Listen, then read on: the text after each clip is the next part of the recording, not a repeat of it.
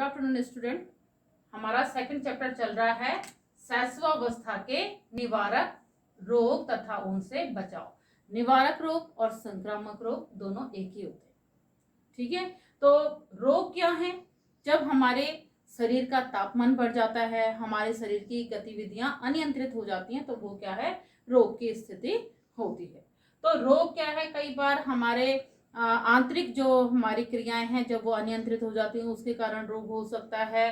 तो इस तरीके से एक रोग ये भी होता है। इसके अलावा क्या होता है? ठीक प्रकार से उचित पोषण न मिलने के कारण भी कुछ रोग होते हैं। लेकिन आज हम पढ़ेंगे उनको हम पढ़ेंगे निवारक रोगों के बारे में, यानी कि संक्रामक रोगों के बारे में आज हम पढ़ेंगे। तो संक्रामक रोग क्या है? सबसे पहले हम ये समझते हैं, ऐसे रोग जो जीवाणुओं या विषाणुओं द्वारा पनपते हैं तथा विभिन्न माध्यमों से एक व्यक्ति से दूसरे व्यक्ति को लग जाते हैं, ठीक है, संक्रामक रोग कहलाते हैं। तो ऐसे रोग जो जीवाणु यानी बैक्टीरिया, विषाणु यानी वायरस के द्वारा पनपते हैं और विभिन्न माध्यमों से, विभिन्न माध्यम जैसे वायु के माध्यम से, जैसे खांसने छींकने से हो जाते हैं, या जल के द्वारा, या इसके अलावा संपर्क के द्वारा, या कीटों के द्वारा, इस तरीके से विभिन्न माध्यमों से ये एक व्यक्ति से दूसरे व्यक्ति में चले जाते हैं, तो इनको संक्रामक रोग कहा जाता है। तो संक्रामक रोग आजकल भी आप देख रहे होंगे कितना ज्यादा जो है वायरस के कारण, जो विषाणु के कारण जो फैलाव है कोविड-19, जिसके कारण हमें इस तरीके से पढ़ाना पड़ रहा है, तो वो क्या है? ये संक्रामक रोग है। तो इसके जो संक्रमण होते हैं संक्रामक रोग के, ये विभिन्न प्रकार से होते हैं। जैसे वायु के द्वारा होते हैं, जैसे रोगी व्यक्ति ने खांसा छींका, उसका वमन मल मूत्र जब वायु में मिल जाता है और स्वस्थ व्यक्ति तक जब ये जो भी बैक्टीरिया है या जो भी वायरस है वो पहुंच जाता है, तो वो क्या करता है? रोगों को उत्पन्न करता है। तो वायु के माध्यम से जो मुख्य रूप से फैलते हैं वो हो गया खसरा, तपेदिक, चेचक आदि, ठीक है। दूसरा इसका माध्यम है वो है जल या भोजन के द्वारा। तो कई बार हम दूषित भोजन कर लेते हैं, या हमारे भोजन खुला था और उसमें मक्खियां बैठ गई, और मक्खियों ने क्या किया? उनके पैर में विभिन्न प्रकार के जीवाणु थे जिन्होंने हमारे भोजन को दूषित कर दिया, तो उसके कारण भी क्या होती है? बीमारियां होती हैं। तो इसमें जैसे टाइफाइड हो गया, हैजा है, इसमें पेचिस है और वॉमिटिंग है, तो ये इसके कारण हो जाते हैं। तीसरा जो इसका माध्यम है वो है संपर्क के द्वारा।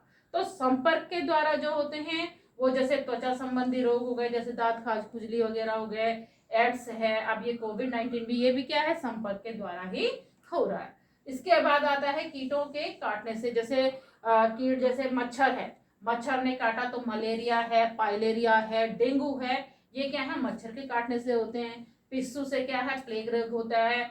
चूहे में पिस्सू होते हैं, उसने एक संक्रमित व्यक्ति को काटा, संक्रमित व्यक्ति के बाद उसने क्या किया? स्वस्थ व्यक्ति को काटा, जिससे उसको प्लेग रोग हो गया। इसके अलावा चूहे हैं, बंदर है, कुत्ता है, इनके काटने से होता है रेबीज रोग। कुत्ते के काटने से हाइड्रोफोबिया भी होता है।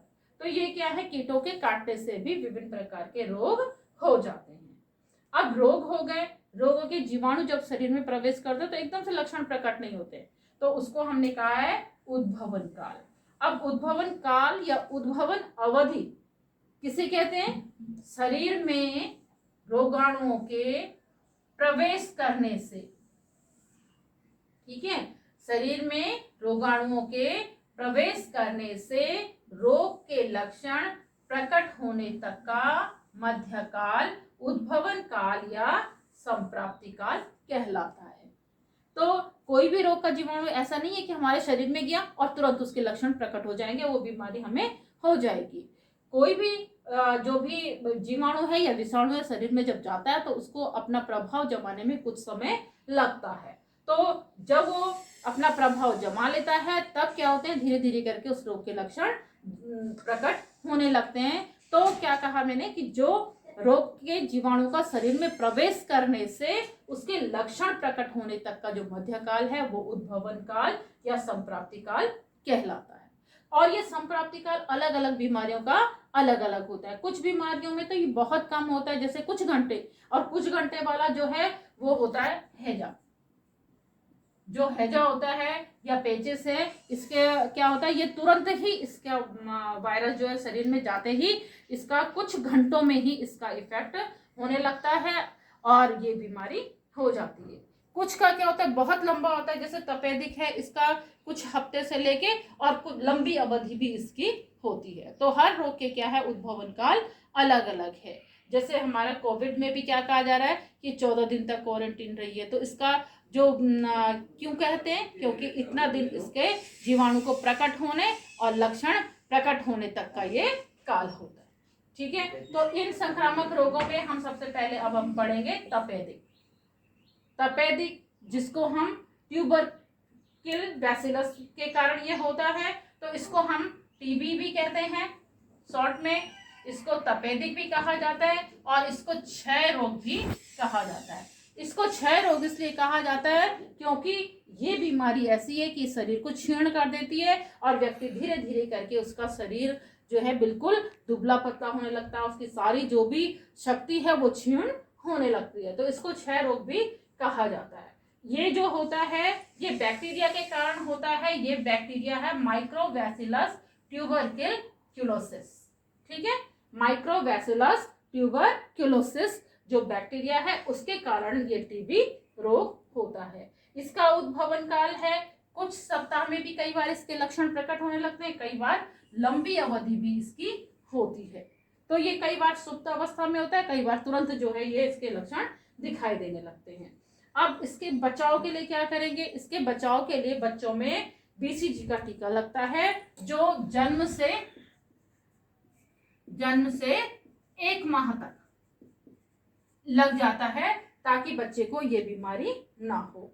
तो और जो टीबी रोग से ग्रसित जो व्यक्ति है उसके संपर्क में आने से बचना चाहिए। नियमित व्यायाम इसमें करना चाहिए, संतुलित और पौष्टिक आहार लेना चाहिए, कमरे में संवातन की अच्छी व्यवस्था होनी चाहिए, जहां पर रोगी व्यक्ति जिस कमरे में रहता है वहां पर खुली हवा वहां पर आनी चाहिए और पर्याप्त मात्रा में आराम या विश्राम उसे करना चाहिए। किसी भी प्रकार की चिंता या तनाव दबाव उसको नहीं होना चाहिए। ठीक है, तो ये इसके बचाव के उपाय हैं। फिर आता है उपचार तुरंत ही चिकित्सक के परामर्श से दवा इसमें लेनी चाहिए। तो चिकित्सक के परामर्श से दवा ली जाती है, तो इसमें जो है एंटीबायोटिक इसमें दी जाती है। एंटीबायोटिक दवाइयाँ इसमें दी जाती हैं जिनको नियमित रूप से लेना होता है। इसकी जो दवाई है काफी लंबे समय तक चलती हैं, तो लंबे समय तक चलती हैं तो उनको नियमित रूप से लेना जरूरी है। अगर बीच में हम उन दवाओं को छोड़ देते हैं तो फिर हमें इसका असर कम हो जाता है, दोबारा से इसको शुरू करना पड़ता है। पौष्टिक आहार लेना है, इसमें अच्छा से अच्छा पौष्टिक आहार लेना है, जैसे अंडे, मांस, मछली, दूध, इसमें जो है इन चीजों को लिया जाता है।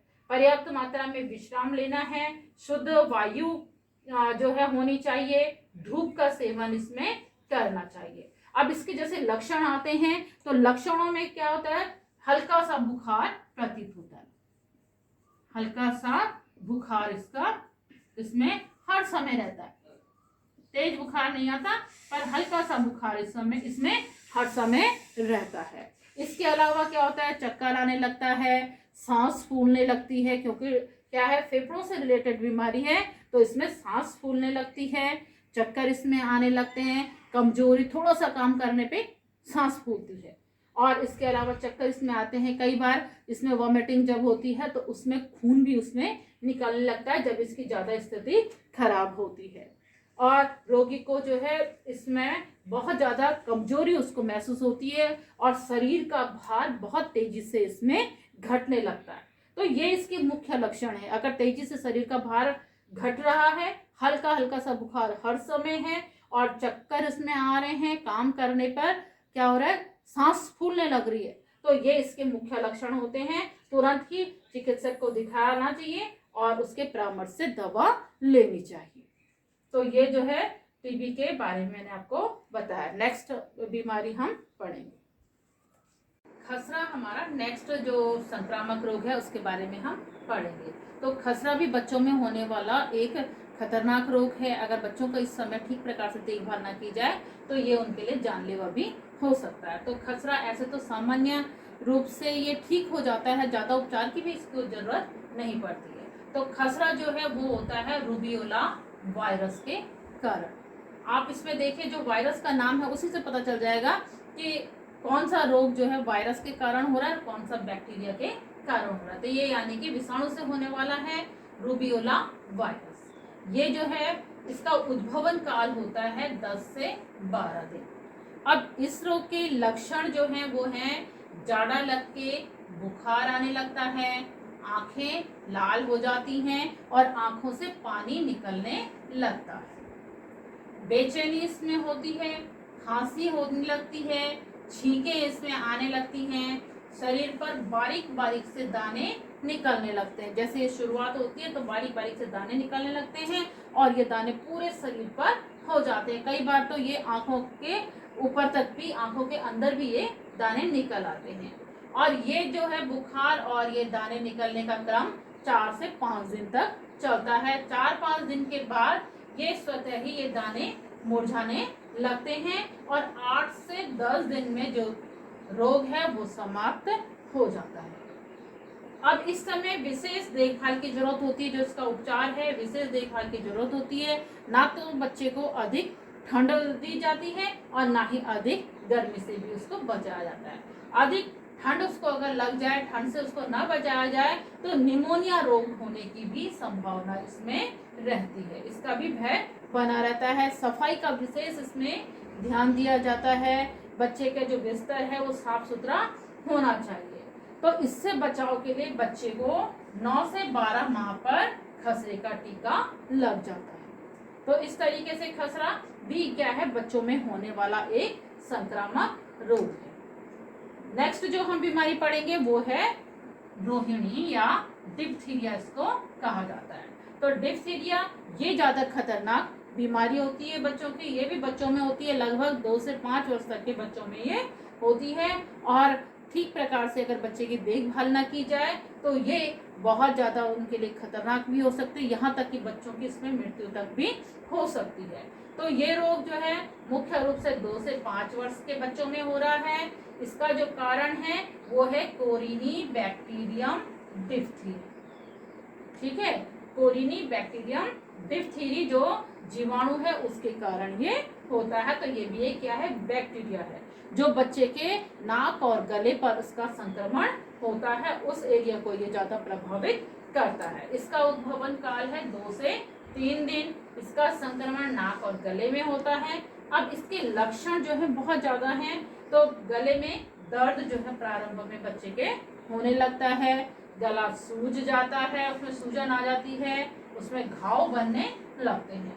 अब जब गले में घाव बनने लगे हैं तो बच्चे को खाने पीने में दिक्कत होती है, सांस लेने में दिक्कत होती है और उसके शरीर का जो तापमान है ये भी बहुत ज़्यादा बढ़ता है। यानी कि इसमें क्या है, बुखार भी तीव्र होता है। 101 से 106 डिग्री फ़ारेनहाइट तक बुखार इसमें होता है। टॉन्सिल बढ़ जाते हैं, टॉन्सिल जो गले में यहाँ पर होते हैं टॉन्सिल बढ़ जाते हैं, इसकी झिल्लियाँ में बढ़ जाती हैं, झिल्लियाँ इसमें बन जाती हैं। तो सांस लेने में दिक्कत होने लगती है, दम घुटने का एहसास होने लगता है, बोलने और खाने पीने में भी दर्द गले में होता है, परेशानी इसमें होती है। और ज़्यादा इसका संक्रमण बढ़ने पर लकवा भी मार सकता है और इसका संक्रमण अगर फेफड़ों तक पहुंच जाए तो मृत्यु तक हो सकती है। तो इस तरीके से आप देखिए कि कितना खतरनाक ये रोग बच्चों का होता है। अब डिप्थीरिया, इसमें उपचार के लिए इसमें डिप्थीरिया का एंटी डिप्थीरिया टॉक्सिन इंजेक्शन इसमें लगाया जाता है। जैसे डिप्थीरिया एंटी टॉक्सिन इंजेक्शन इसमें बचाव के लिए लगवाया जाता है। वातावरण स्वच्छ होना चाहिए, बच्चे के गले और नाक को नियमित रूप से साफ किया जाना चाहिए। तेज अगर बुखार है तो बच्चे को गीले पानी की पट्टियों से उसका तापमान जो है सामान्य किया जाता है। सिर में अगर ज़्यादा जो है बुखार है तो ठंडे पानी की पट्टियाँ इसमें रखी जाती हैं और इस तरीके से बुखार इसमें कम होने लगता है। इस प्रकार से जब रोग मुक्त बच्चा हो जाता है तब भी जो है कम से कम 10 दिन का विश्राम उसको पूर्ण रूप से दिया जाता है।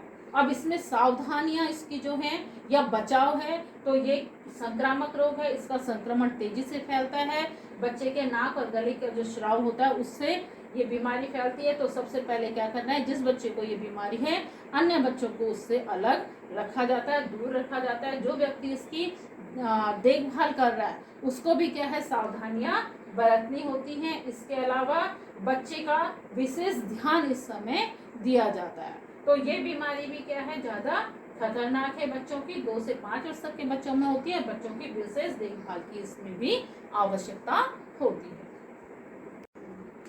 बच्चों की अब हम पढ़ेंगे संक्रामक रोग, ये पढ़ेंगे हम काली खांसी, जिसको हम वूफिंग कफ भी कहते हैं। तो ये वूफिंग कफ बच्चों की जो ये संक्रामक बीमारी है, ये बीमारी होती है ज्यादातर खसरे में लापरवाही होने के कारण। जब खसरे के समय बच्चे की ठीक प्रकार से देखभाल ना की जाए तो उसको काली खांसी हो जाती है, जिसे कुकर खांसी भी कहते हैं। खांसते समय बच्चे की एक अजीब सी आवाज इसमें आती है, तो इसको कहते हैं काली खांसी या कुकर खांसी या वूफिंग कफ इसको कहा जाता है।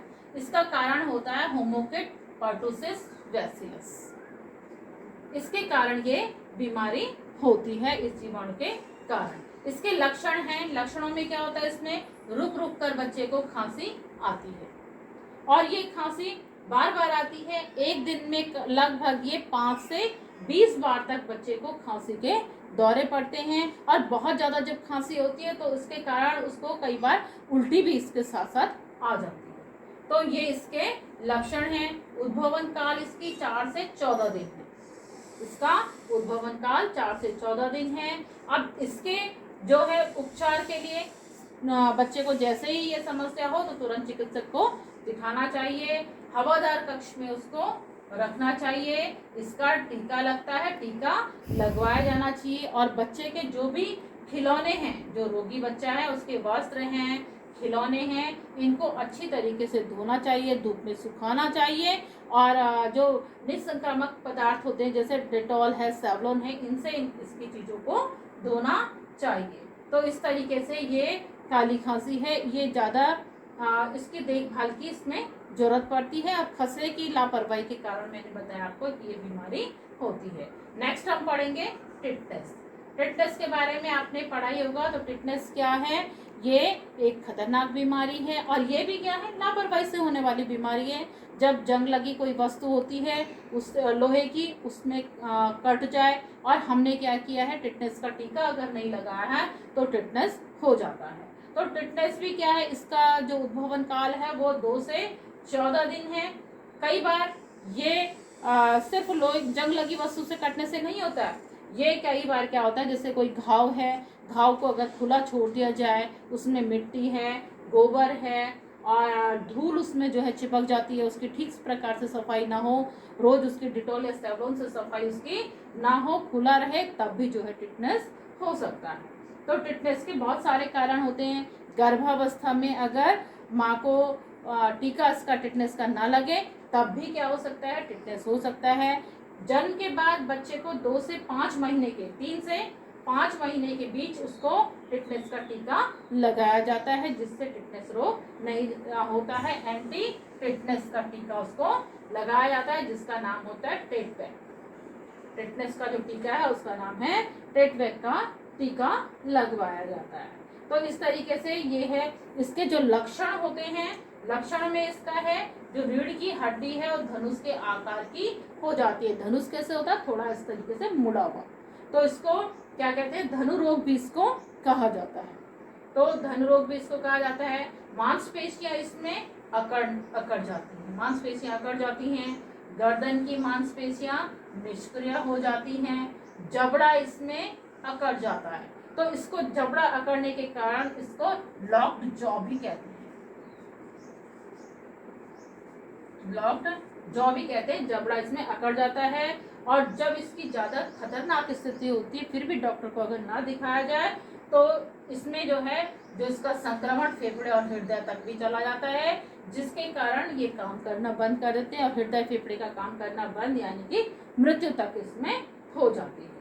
तो ये इसका टिटनेस के कारण है। तो इसको हानो स्तंभ भी कहते हैं या इसको धनु स्तंभ भी कहते हैं इसको, यानी कि जो रीढ़ की हड्डी है वो मोड़ जाती है, लॉक्ड जॉ भी इसको कहा जाता है। तो इस तरीके से टिटनेस जो है ये भी एक खतरनाक बीमारी है, जो बीमारी किसके कारण हो रही है, धूल मिट्टी घाव में लगने के कारण या जंग लगी लोहे की वस्तु के कटने के कारण ये होती है। तो घाव है कहीं पे उसको बंद रखना चाहिए, पट्टी उसमें लगी होनी चाहिए, घाव नहीं होना चाहिए, गोबर और मिट्टी से उसको बचाना चाहिए। और इसका जो जीवाणु है वो क्लास्ट्रीडियम टिटेनाई, क्लास्ट्रीडियम टिटेनाई इसका जीवाणु होता है। इसका टीका है टेटवेक का टीका, ये लगाकर जो है इससे हम सुरक्षित रह सकते हैं।